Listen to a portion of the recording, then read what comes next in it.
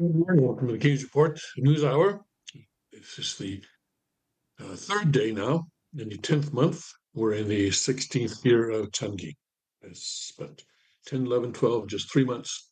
17th year of Changi will start in February 17th to be exact. Okay. And so let's take our trip around the kingdom right now. In Chongpyeong, Tennessee, it is 62 degrees and partly cloudy. Periods of rain ending in 37 minutes, it says, but that was a little while ago. Uh, yeah, so ending right about now, I guess.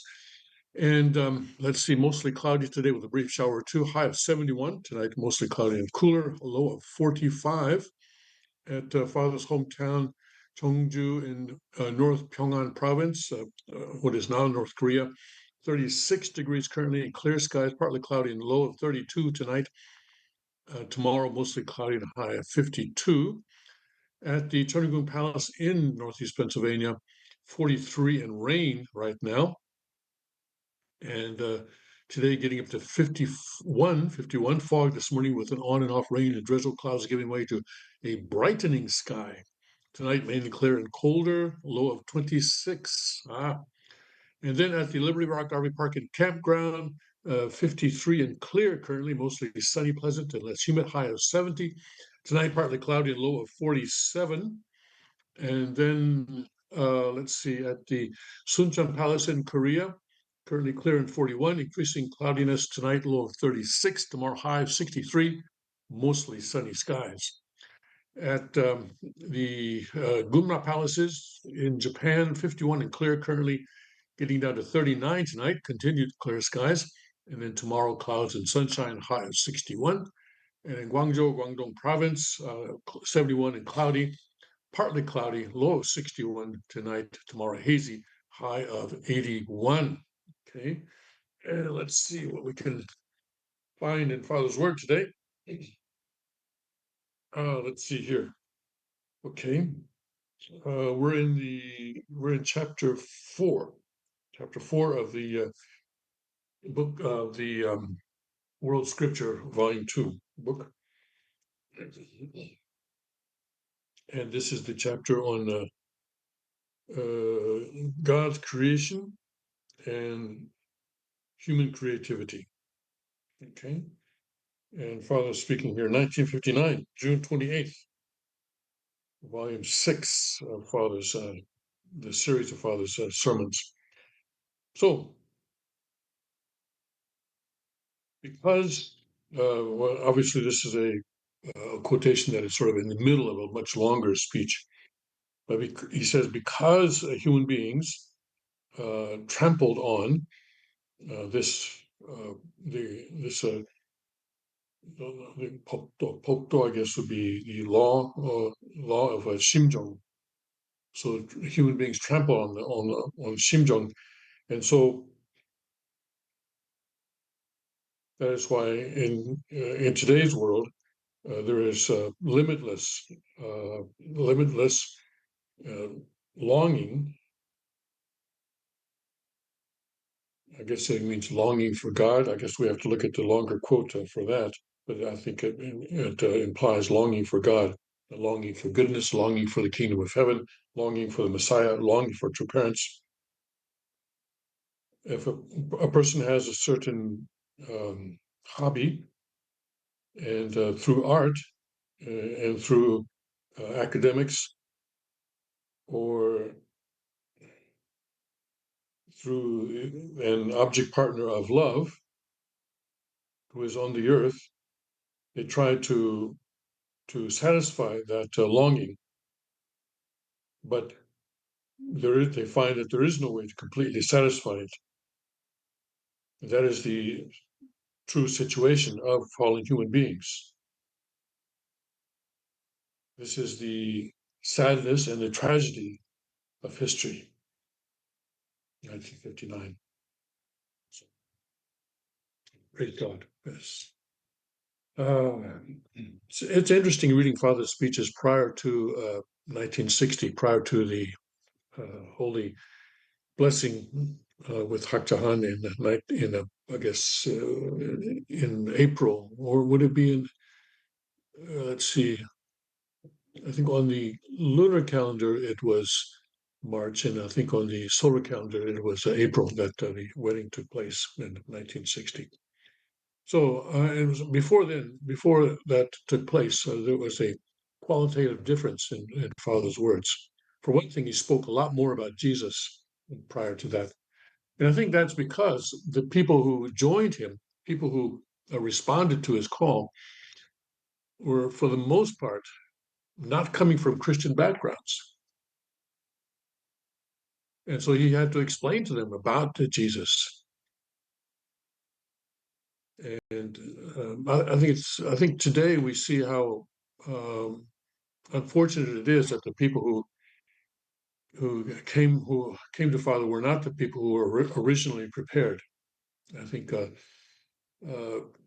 if the Christians had come, especially the able type Christians who had suffered torture and imprisonment under the Japanese rule, had responded to Father and had joined him in 1945, then we would certainly not have the kind of split that we have today. Because you look at the Family Federation, and they really don't have a clear concept of a Messiah and what a Messiah is. Remember the whole argument about whether the Messiah can be senile. Just a ridiculous argument if you understand about the Messiah. Anyway, we are where we are today, and God always works with what He has. This morning in the Korean Hundoke, we're in chapter 15 right now of the World Scripture Book, and the topic today was hope. Hope, and the introduction to the section was making the point that Father always has hope. Always has hope. He never gives up hope, even in the worst of situations, because having hope means that you are believing in God's ability to fulfill His providence, and that is important.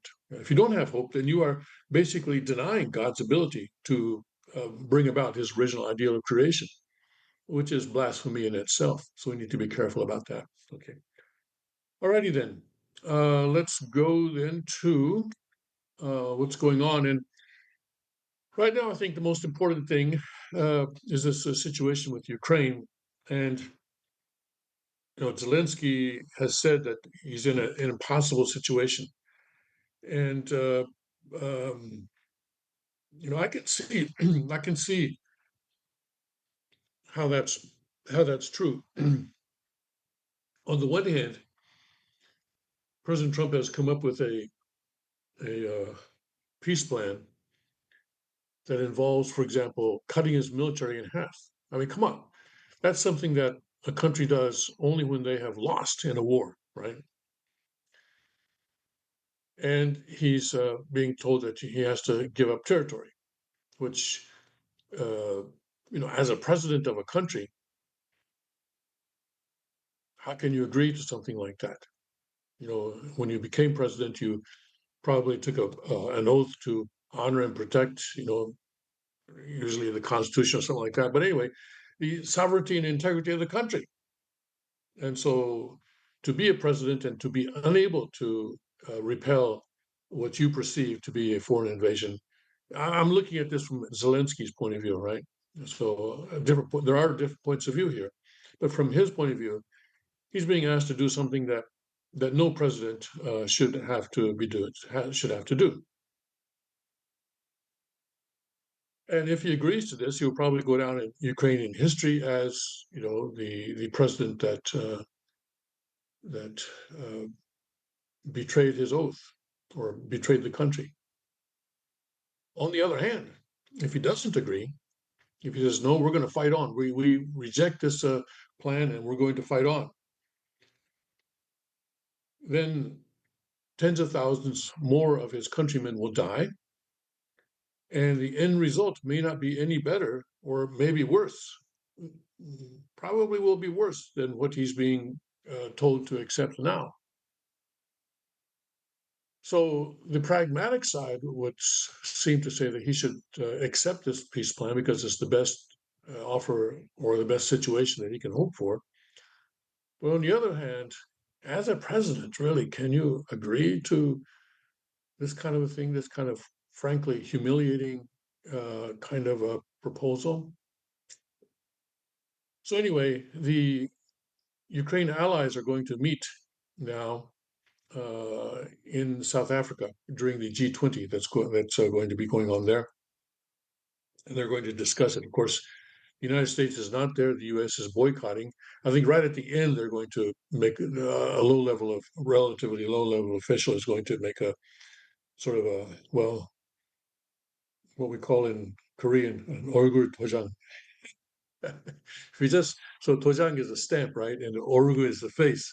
So if you just show up at a meeting or at a party and you look at a few people and say, "Oh, okay, I'm here. Just remember, I was here." And then you leave after about 5 minutes. So you stamp your face. You say, "I was here." That's basically what the U.S. is doing with this G20 in South Africa. Um, anyway, other Ukraine allies, the European allies, are there, and they're going to discuss this plan. Uh, one report said that originally there was a provision in there for all the aid that has been given to Ukraine to be audited, and uh, apparently Ukraine objected to that, and instead inserted a clause, took that out, and inserted a clause that said that all parties will be forgiven of all their sins, basically. That here, I think it's number 26 that was the problem here. All parties involved in this conflict will receive full amnesty for their actions during the war and agree not to make any claims or consider any complaints in the future. So, and apparently that's supposed to cover the people who were involved in corruption during the war. Uh, so, but if Zelensky accepts this, if I were in his position, and if I finally decided that I had to accept this, then I would immediately resign. Yeah, there's supposed to be elections within 100 days, and is that presidential elections? I guess the presidential elections there have been delayed quite a bit. Um, but I don't know what kind of elections are that's supposed to be. Okay. Anyway, we will continue to follow this and see what happens with this. Um, Europe actually is going to try and come up with its own idea, its own sort of plan, and we'll see what that is. But basically, whatever they come up with, the U.S. has to back it. Europe, as much as they would like to believe that they are in control, they are not, and so we'll see what happens. So anyway, let's look at this BBC article. Ukrainian allies to hold talks on White House peace plan at G20. Ukraine's allies will seek to strengthen a U.S. plan to end the war with Russia when they meet at the G20 summit in South Africa. UK Prime Minister Keir Starmer has said. The summit begins a day after President Volodymyr Zelensky warned Ukraine faced one of the most difficult moments in our history over pressure to accept the plan, leaked details of which have been seen as favorable to Moscow. Zelensky held phone talks with Starmer and the leaders of France and Germany on Friday. Afterwards, the prime minister said Ukraine's friends and partners remained committed to securing a lasting peace once and for all. Neither U.S. President Donald Trump nor Russian President Vladimir Putin are attending the G20. The widely leaked U.S. peace plan, includes proposals that Kyiv had previously ruled out, including ceding eastern areas it currently controls. Washington has been pressing Kyiv to accept and sent senior Pentagon officials to Ukraine earlier this week to discuss the proposals, but there is nervousness in Europe over what has been perceived as a set of terms heavily slanted in Moscow's favor. EU foreign policy chief called the prospect of it being adopted a very dangerous moment. According to news agency Reuters, she told reporters, "We all want this war to end, but how it ends matters. Russia has no legal right whatsoever to any concessions from the country it invaded. Ultimately, the terms of any agreement are for Ukraine to decide." Well, uh, well, but Okay, diplomats talk like this, but of course that's not reality. The reality is that Ukraine is not in a position to dictate its future, and that's simply because it does not, on its own, does not have the ability to resist Russia if Russia chooses to take over the whole country. Then, without foreign support, they can't. So, if the United States cuts off support, then that's going to be it. So, you know, for Ukraine to decide, that's sort of diplomatic talk. And I'm sure the person who said it doesn't really believe that it's true. Ahead of the talks at the G20, Starmer said gathered leaders would discuss the current proposal on the table and, in support of President Trump's push for peace, look at how we can strengthen this plan for the next phase of negotiations. He continued, not a day has passed in this war where Ukraine hasn't called for Russia to end its illegal invasion, roll back its tanks, and lay down its guns. Ukraine has been ready to negotiate for months, while Russia has stalled and continued its murderous rampage. And by the way, yeah, Russia is continuing to attack Ukraine and continuing to bomb its cities, hoping to pressure Zelensky to accept this deal. That is why we must all work together with both the US and Ukraine to secure just and lasting peace once and for all. As part of the White House's plan, Ukraine would be obliged to cut the size of its army and pledge not to join the NATO military alliance, a long held Kremlin demand. Trump warned on Friday that Ukraine would lose more territory to Russia in a short amount of time and that Zelensky is going to have to approve the plan. The US president said he had given Ukraine until Thursday to agree to the plan, Thanksgiving in the US, which he described as an appropriate deadline. Russian troops have been making slow advances along the vast front line despite reported heavy losses. Ukraine relies on deliveries of US manufactured advanced weaponry to arm its forces, including air defense systems. Kiev has also been dependent on intelligence provided by Washington since Russia launched the full scale invasion in 2022. US Vice President J.D. Vance said on Friday that it was a fantasy that if we just give more money, more weapons, and more sanctions, victory is at hand. During a meeting with his security cabinet on Friday, Putin confirmed the US had presented its proposed peace plan and said it could be the basis for a settlement, though added detailed talks on the terms had not yet been held in the Kremlin. He said Russia was willing to show flexibility, but was also prepared to fight on.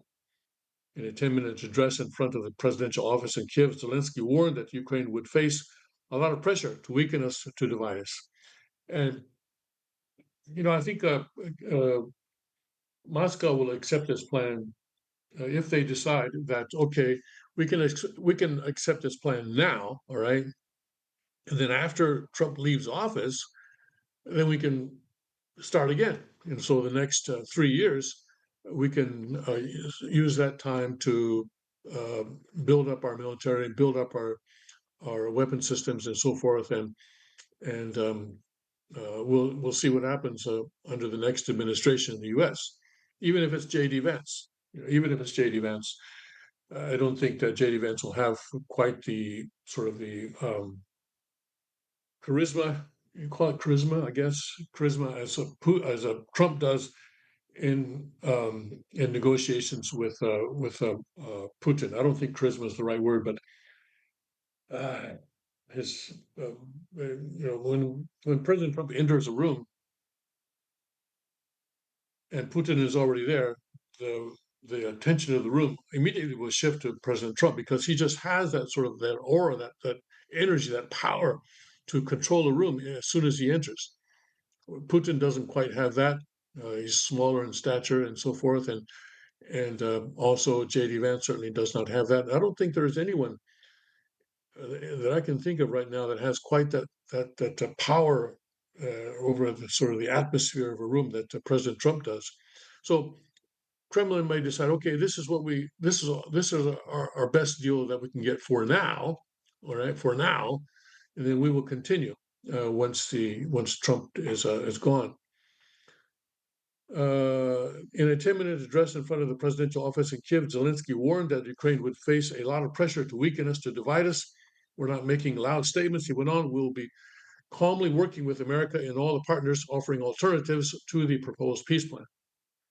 Zelensky has had to strike a careful balance between Kiev's interests and maintaining cordial ties with Trump, with whom he had a public falling out at the White House earlier this year, and who has appeared at times frustrated at the lack of progress in peace talks. Yeah, at that meeting, I think J.D. Vance and President Trump really put Zelensky in his place and showed him who is in charge. Right? And this European politician saying, "Oh, the terms are for Ukraine to decide." No, and Zelensky understands that. That's not the case. Eventually, the U.S. is going to decide because if the U.S. says, "Oh, we don't like this, and we're going to pull our support," then really Europe cannot prevent Russia from doing whatever it wants to do in Ukraine. His reaction to the U.S. plan has been measuredly worded, though he did admit on Friday that Ukraine might face a very difficult choice, either losing dignity or risk losing a key partner. The White House has pushed back on claims that Ukraine was frozen out of the drafting of the proposal. An unnamed U.S. official told CBS News, the BBC's U.S. media partner, that the plan was drawn up immediately following discussions with Ukraine's top security official, Rustem Umerov, who agreed to the majority of it. The leaked draft proposes Ukraine troops withdraw from the part of the eastern Donetsk region that they currently control, giving Russia de facto control of Donetsk, as well as the neighboring Luhansk region and the southern Crimea Peninsula. Moscow annexed it in 2014. Russia currently controls around 20% of Ukrainian territory. Kiev would receive reliable security guarantees, the plan says, though no details have been given. So, what do you mean by reliable security guarantees? Right? I think any security guarantee that Ukraine receives right now probably will only last as long as President Trump is in office, maybe a little bit longer, but basically that's it. And look at North Korea. North Korea is saying, listen, the only reliable security guarantee for us is our nuclear weapons. That's what they believe. That's what they believe. Of course, it may be the opposite, but will a treaty, a few people's signature on pieces of paper, will that be a reliable security guarantee? Um, the U.S. Signed a mining agreement, right, or some sort of agreement with Ukraine previously, earlier this year. No one's mentioning that right now. That was supposed to be kind of a security guarantee because if the U.S. has economic interests in Ukraine, then it would be harder for Russia to attack. That was the idea. I don't see that being discussed anymore. The document says it is expected that Russia will not invade its neighbors and that NATO will not expand further. Yeah, I noticed that. It is expected. I noticed that in the document, yeah, that Russia will not invade its neighbors and that NATO will not expand further. The draft also suggests Russia will be reintegrated into the global economy through the lifting of sanctions and by inviting Russia to join the G7 group of the world's most powerful countries, making it the G8 again. Most powerful countries, my foot. Come on. Um, oh, my goodness. Really? I won't name any names because um, certain people who live in a country that is a peninsula sticking into the Mediterranean may be offended. But come on, come on, most powerful countries. All right, all right, okay, okay, whatever. these these diplomats are really nuts. they say things that they know are not true, but they say them for the sake of I don't know what. For okay, all righty then. Let's see what else do we have here. Okay. Oh my goodness, I'm sorry. That really got me. Most powerful countries. What are well, let's think about it for a minute. What are the seven most powerful countries in the world? Um, China, well, U.S. of course. China, okay. China's not part of the G7, so you cannot say that G7 is the most powerful country in the world, right? After China, let's see. Okay, Japan is already a G7 country. Um, and Canada is in there. You're going to say Canada is one of the most powerful countries in the world? Come on,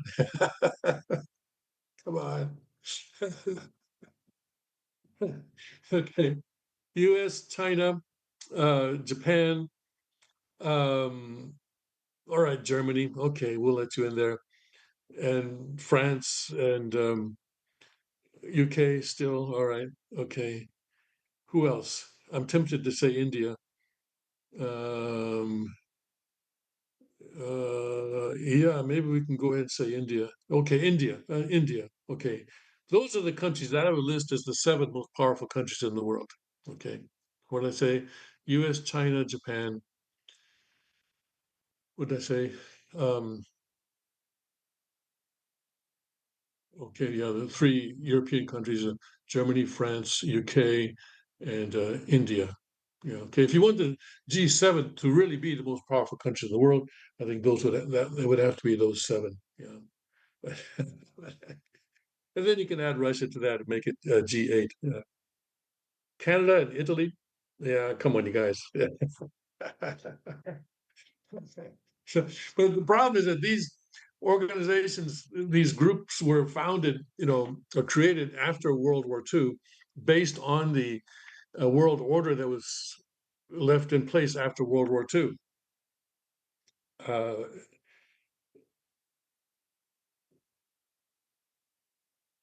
anyway, anyway, okay. All right, let's see what else is going on. Oh yeah, Marjorie Taylor Greene announced last night that she's resigning from Congress in January, and she was pretty disgusted with the whole political situation, and she sort of went on and on about a number of things. Um, but she had a falling out with President Trump, and President Trump said he was withdrawing support for a reelection. And in her statement, she said that she did not want to go through a sort of a primary election that was going to be bruising for both for various people, and so she's just stepping aside. And anyway, that's interesting. She was kind of the AOC of the right. Um, I don't know if that's a fair description or not, but anyway, she's going to resign. We'll see who gets elected in her place. Okay. Oh yeah, and the Mamdani Trump meeting. My goodness, it was talk about anticlimactic. They came out and they're all lovey-dovey, and they're all shaking hands and say, "Oh yeah, we agreed on a lot more things than we expected," and yeah, we both want New York to succeed and all this kind of stuff. And wow, it's like some kind of a strange bromance kind of thing. I don't know how much we can believe this. Okay, and there they are, in the Oval Office, smiling and shaking hands and everything. Um, and is Socialist Mamdani the leader of the Democrats? 4D chess. Trump lets Democratic superstar answer if he should supplant Schumer and Jeffries. And but Zoran Punt says he's focused on New York City, right? And I think at one point a reporter asked Mamdani, "Do you think that President Trump is a fascist?" And President Trump turned to him and said, "You can go ahead and say yes." So, uh, so they were um, being very careful not to show any kind of friction between the two, which I thought was quite interesting. We'll see what happens. Previously, Trump was saying if Mamdani is elected, he's going to cut off federal funds to New York City. But apparently, that's been taken off the table. Uh, Let's take a look at what Breitbart reports here. Uh, President Donald Trump allowed New York City Mayor-elect Zohran Mamdani to answer Breitbart's questions as to whether he is the leader of the Democratic Party and if Senate Minority Leader Schumer and House Minority Leader Jeffries have to follow Mamdani's lead. Trump threw the question to Mamdani during their Oval Office meeting at the heels of the mayor-elect's victory over former Governor Andrew Cuomo and Republican Curtis Sliwa earlier this month, and the self-identified Democratic Socialist said he is focused on governing the Big Apple. I hope they have great leaders. This is a man that right now I think is focused on New York City, Trump said. I really think there's a chance to do a great job. We're going to help him, but I really think he has a chance to do a great job, and I'll let you answer that. Do you consider yourself the leader of the Democrats? I think it's more appropriate for him. Mamdani said he views himself as a city's next mayor and stopped short of describing what he perceives to be his status in the party. Okay, so yeah, being very, very diplomatic and very political there. Um, so this leader of the Democratic Party, that's a position that the media basically decides. They decide, okay, that guy's the leader of the Democratic Party, and that's how that gets decided. And Elizabeth Warren's a little bit perturbed. She says Trump is trying to take Mamdani's shine, and there may be something to that. Trump said, he won by a big margin in New York City, so obviously he has a lot of supporters, and President Trump wants to win those supporters over to the Republican Party for next year's midterm elections and for the presidential election 3 years from now, less than 3 years now. So President Trump, I guess, did not see any value in attacking Mamdani, did not see how that would increase the Republican Party's support in New York City if he did that. So instead, he's sort of at least for now, saying that yeah, he's going to go along. But as Mamdani starts actual policies, things may change, right? If he starts really taxing the rich, if he starts doing things that are going to hurt the economy as a whole, if he starts really implementing socialism in New York City, then things may change, and President Trump may show a different side of himself. Okay. We'll see what happens with that. But so is Mamdani a moment that America will be scared straight, or is he a cancer that is going to grow? Only time will tell. But we need to watch that. He's going to be inaugurated in January 1st, I believe. And so I'm sure there will be a lot of opportunities to discuss him after that. Let's see here.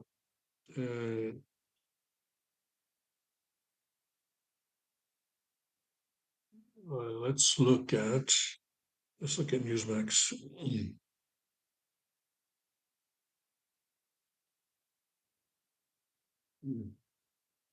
Okay, so MTG resigning, all right. And Trump said her resignation is great for the country.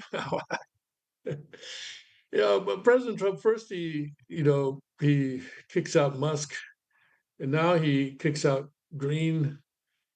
Um, yeah, I wish he had a little more ability to sort of to embrace people. But anyway, we'll see. Yeah.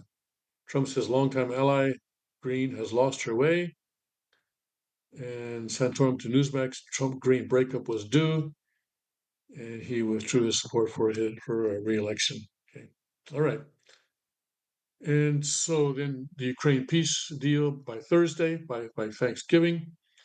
We'll see what happens with that. Um, Your balks at Trump's Russian asset profit plan. What's that about? Asset profit. President Donald Trump's 28-point peace plan for Ukraine uh, has angered European diplomats and officials over a clause that would allow the U.S. to manage $100 billion in frozen Russian assets meant to be invested in U.S.-led efforts for Ukraine's reconstruction and investment, reported Politico. Well, BlackRock. The document also said the US will receive 50% of the profit from this activity. Europe will add another $100 billion to increase the total investment available for Ukraine's recovery. Frozen European-led Russian funds will be unfrozen. The remainder of the assets will be invested in a separate US-Russia investment instrument to be used for joint American-Russian investment projects in sectors strengthening global stability and mutual economic interests. Mhm. Sounds like some business lawyers had some hand in this. Let's look at it again. U.S. will receive 50% of the profit. Well, let's see, let's go up here. Allow the U.S. to manage $100 billion in frozen U.S. assets meant to be invested in U.S.-led efforts for Ukraine's reconstruction and investment. The U.S. will receive 50% of the profit from this activity. Europe will add another $100 billion to increase total investment available for Ukraine's recovery. Frozen European-held Russian funds will be unfrozen. So wait a second. Does this mean the U.S. can just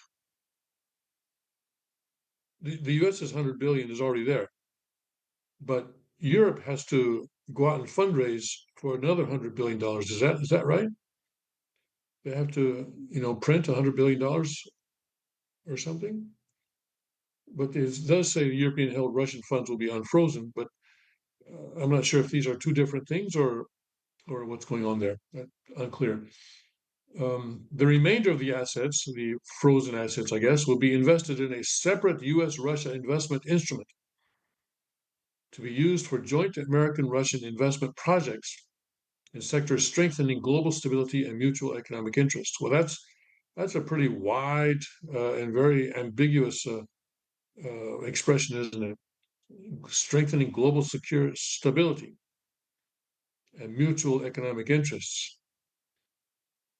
The Witkoff idea is, of course, scandalous, a former French official told the news outlet. The Europeans are exhausting themselves trying to find a viable solution to use the assets for the benefit of Ukrainians, and Trump wants to profit from them. This proposal is likely to be rejected by everyone.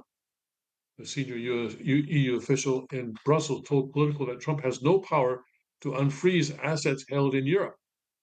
Most of the assets are held in Belgium, which has demanded stronger guarantees against the risk of Russian retaliation. Kaja Kallas, the European Union's top diplomat, told Trump's team that the plan will fail without support from both Ukraine and European governments. For any peace plan to succeed, it has to be supported by Ukraine and it has to be supported by Europe, Kallas told reporters in Brussels Thursday. The pressure must be on the aggressor, not on the victim. Rewarding aggression will only invite more of it. Well, that's, theoretically that's true, but President Trump is looking at this very pragmatically, I think, and he's tried for close to a year now, about 10 months now, to get Putin to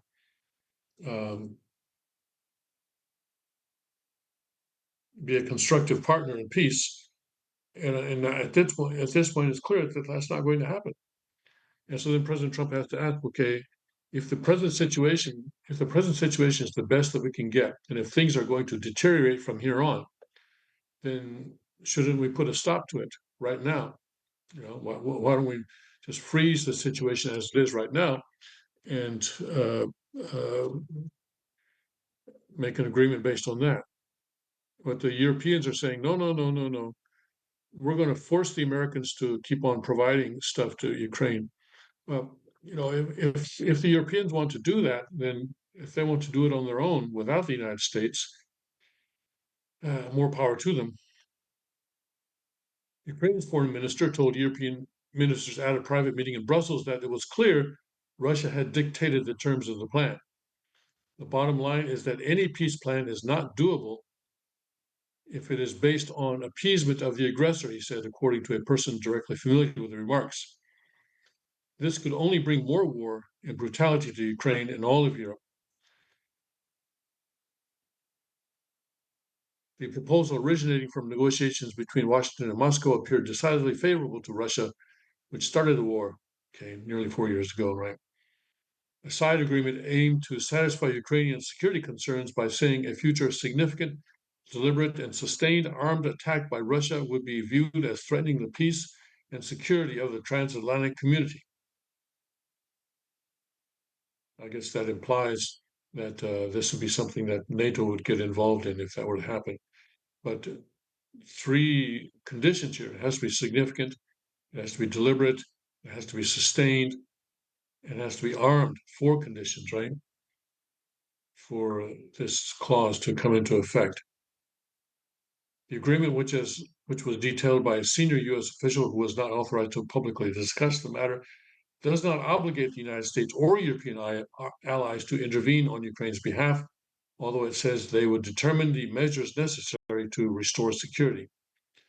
The proposal also opens the door to lifting sanctions on Russia and returning it to what was formerly known as the Group of Eight, which includes many of the world's biggest economies. Thank you. Yes, that is a better expression. Many of the world's biggest economies. Yes, not this, not the strongest countries. Russia was suspended from the annual gathering in 2014 following its annexation of Crimea, a strategically important peninsula on the northern coast of the Black Sea that is internationally recognized as part of Ukraine. Okay. Well. We shall see what will happen there. Okay, so between now and Thanksgiving, I guess there's going to be a lot of back and forth, and Europe is going to sort of be supporting Ukraine. Ukraine's going to be crying on Europe's shoulder, uh, and uh, and we'll see what that finally happens. Okay. All right, let's see here. Takeaways from Trump Mamdani White House meeting. That's not too big a thing. And Trump receives freed Israeli hostages. Okay. And the unaffordable ACA, that's the Affordable Care Act, is now unaffordable. This was Obama saying that, what did he say? He said, your premiums will go down. He said, you'll be able to keep your plan. Anyway, everything he said about this has turned out to be not true. But, and especially unless something is done, apparently a lot of people who are involved in this who are enrolled in this are going to have to pay a lot higher premiums next year. And that's going to mean that people will have to drop it and they'll be uninsured. Yes. Okay. Well, we'll see what happens. Yeah. Okay. Minnesota taxes funding terrorists terrible. Okay. Rudy Giuliani, doesn't like the idea of Mamdani being in the White House. Well, he says, well, it's smart, but makes me sick. And birthright citizenship, a stupid provision. I watched a video yesterday that was very interesting, and it was kind of an eye opener for me. Turns out that I'm not as American as my wife, because apparently, according to this video, and it sounds like the guy knows what he's talking about. There are two kinds of U.S. citizens, and he divided them into constitutional citizens and statutory citizens. Constitutional citizens are those who are citizens by virtue of the 14th Amendment to the United States Constitution. And those are people who are either born in the United States or who are naturalized in the United States. And my wife is one of those who was naturalized in the United States.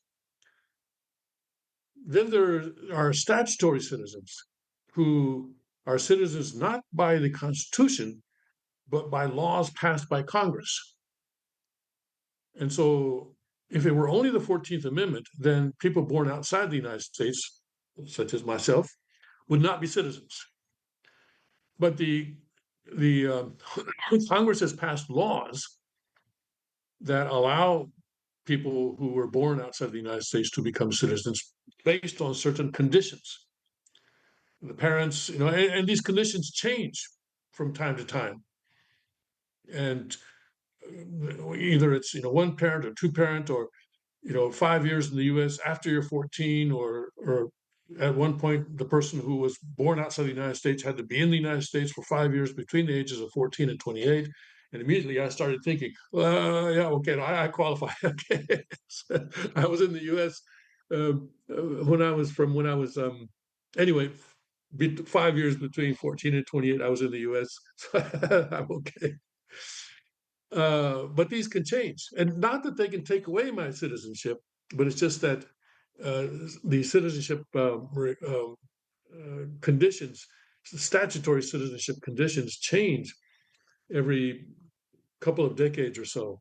So, and I say this because, a lot of uh, people in our community are international couples, and their children can or cannot be U.S. citizens depending on various things. And so I think and we don't really research this, do we? We just sort of assume that, okay, well, a child is born, just go down to the U.S. Embassy and register the kid, and boom, that's it.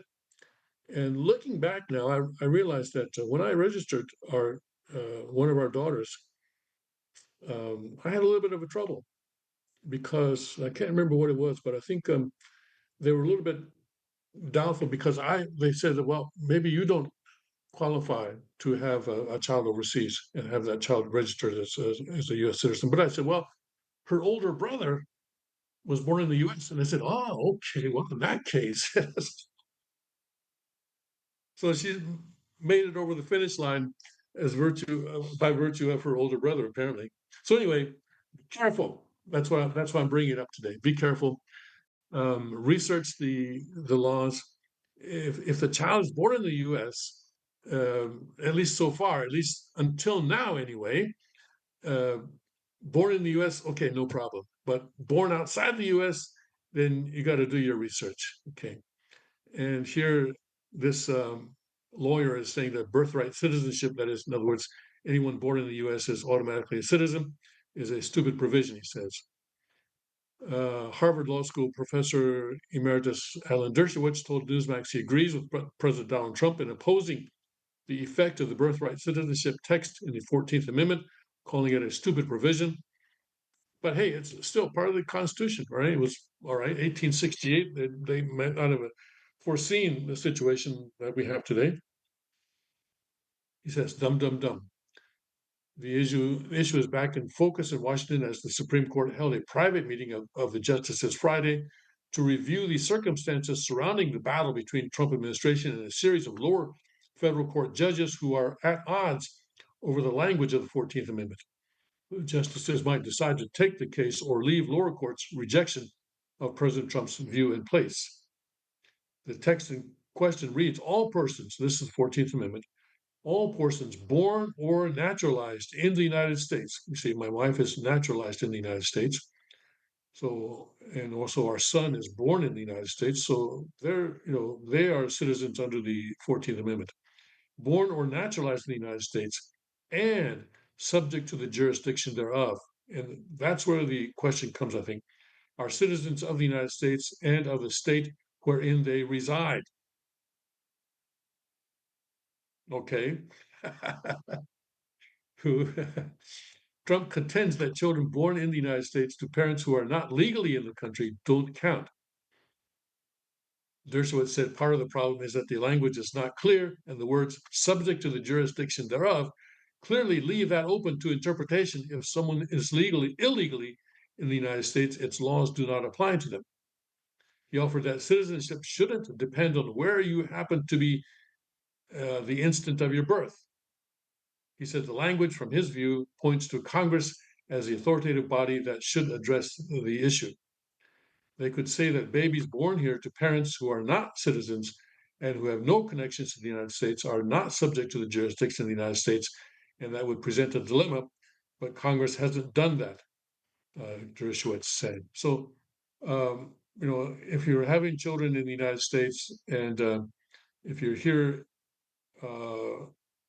illegally, if there anyone like that out there, just do your research and make sure you don't get your family into a difficult situation by not keeping up with the changes in the law that may or may not occur in the future. All right. Okay. Let's see here. Representative Andy Biggs says Obamacare is unaffordable. Got to fix it. Okay.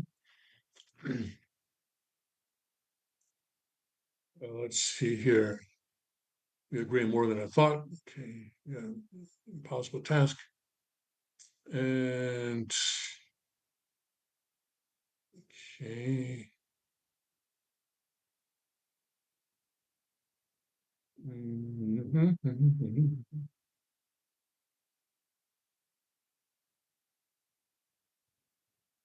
Noam Chomsky. I mean, this guy. How is he still alive? How old is this guy? They don't say, do they? I mean, he's been around forever,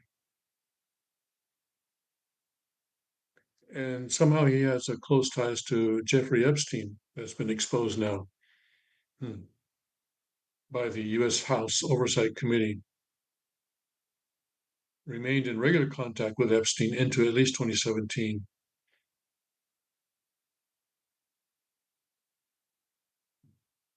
Is he still alive?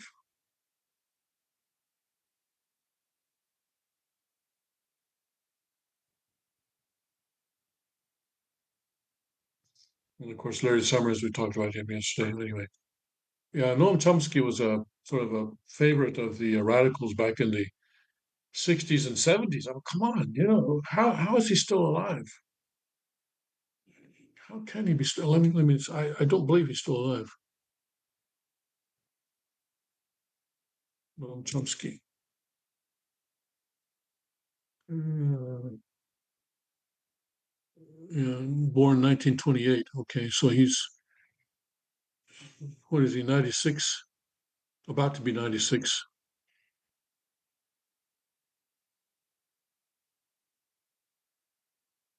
Right, about to be 96.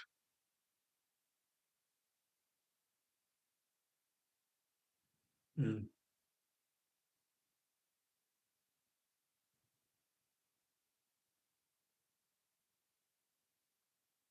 So things are going back and forth and so forth. Yeah. Okay. All right. People are still trying to attack President Trump in various ways. Okay.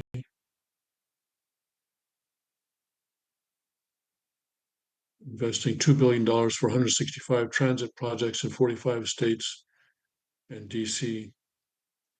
Yeah, the upkeep of American infrastructure, transportation infrastructure, is really, really terrible. You know, you drive on roads and it's like you're driving in some very, very underdeveloped country. It's really, it's really terrible. Okay, and let's see. Okay, we got a few minutes still. Let's take a look at um, what are we looking at here? Epic Times.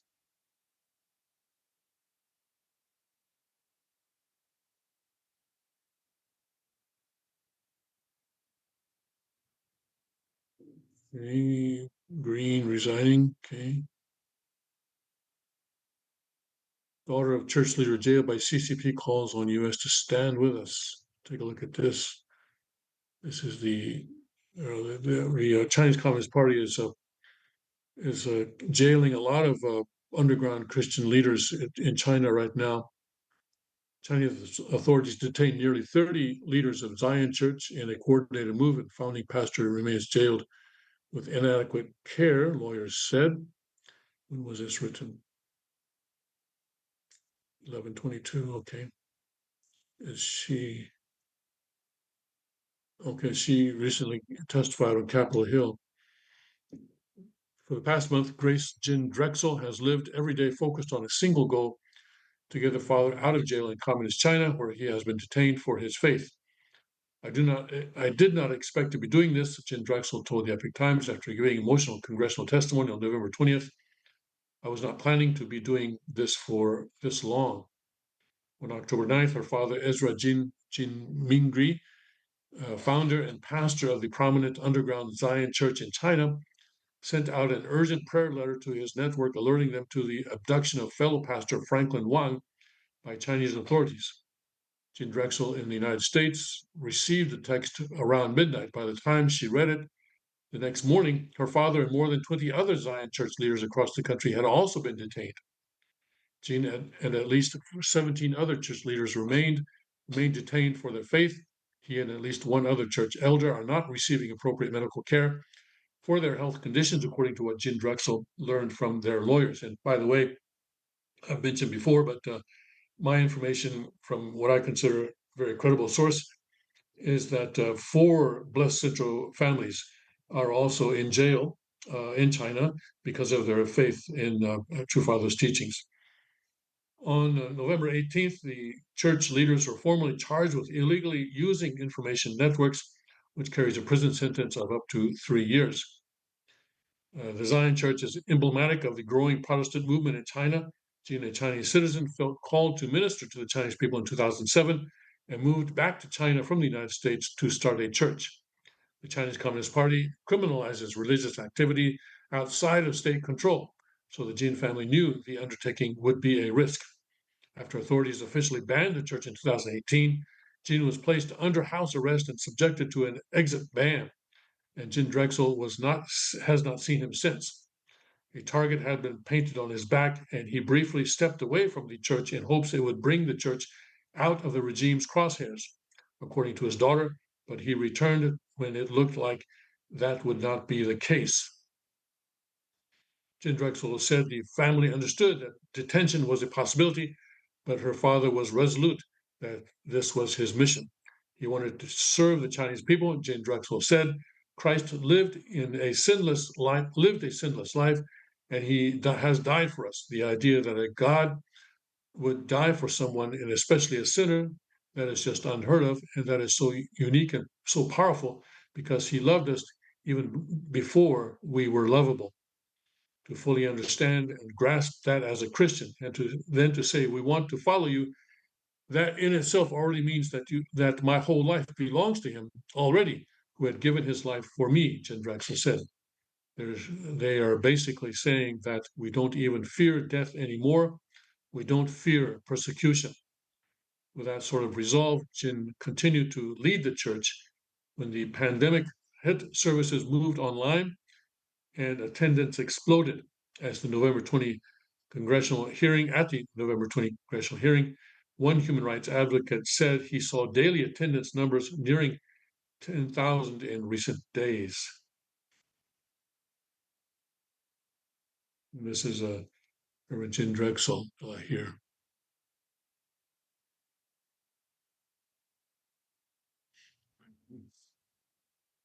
Jin Drexel said she was unable to reach her father after she received the text from him. She had an unsettling feeling, but attributed the silence to the possibility that her father was busy trying to help his fellow pastor, and so on and so forth. Okay, so very, very inspiring. And uh, this is what Christians do: put their lives on the line. You know, put their lives on the line, and sometimes um, they pay with their lives. But one of the early church fathers, Tertullian, said that the blood of the martyrs is the seed of the church. I think it was something like that. But anyway, the point being that the blood of the martyrs is a sacrifice by which the church explodes and grows. And right now, uh, Christianity is actually the underground Christian movement is growing very quickly in China. And as soon as it opens up, then the second king, will be going in there to bring news of the second coming of Christ that has already happened, and that the second coming of Christ occurred in Asia, and this is an Asian Messiah, and I'm sure many of the Chinese people will be happy to learn that information once it is given to them. So we will pray for the Blessed Central families who are in jail right now in China, and pray that they can be safe in the will of God. I say in the will of God because we don't know what God's will is for them. When Jesus himself said, if possible, let this cup pass from me, but not my will, but thy will be done. And so we never know exactly what God needs us to do, but whatever that is, it's important that we accept that and follow it humbly and with gratitude. Okay, so that's all I have for today. Today is Saturday, so I will not be here tomorrow, but on Monday I'll be back. So in the meantime, God bless, Godspeed, may His kingdom come quickly.